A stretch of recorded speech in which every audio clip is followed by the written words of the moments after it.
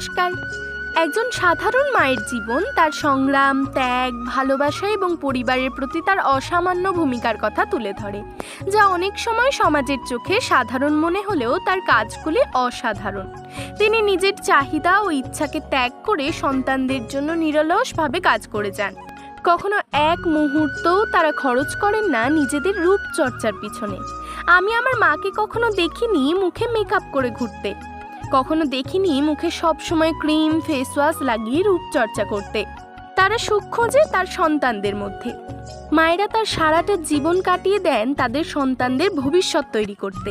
সেই রকমই আমার মাও তার প্রতিটা মুহূর্ত উজাড় করে দিচ্ছে আমাদের ভবিষ্যৎ গড়ে তোলার জন্য।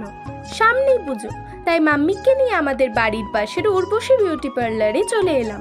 মাম্মি একটু হেয়ার কাটিং ও একটু হেয়ার কালার করাতে এসেছিল। আমাদের সাথে আরও দুজন পিসি এসেছিল, তারা হেয়ার স্পা করাচ্ছিল। আমাদের বেশিক্ষণ সময় লাগেনি, তাড়াতাড়ি হয়ে গিয়েছিল, তাই এবার আমরা বাড়ির উদ্দেশ্যে রওনা দেব।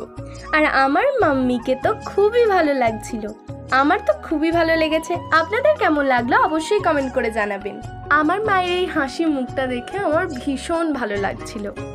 আমি খুব ভালো আছি, সবাই খুব ভালো থাকবেন। টাটা।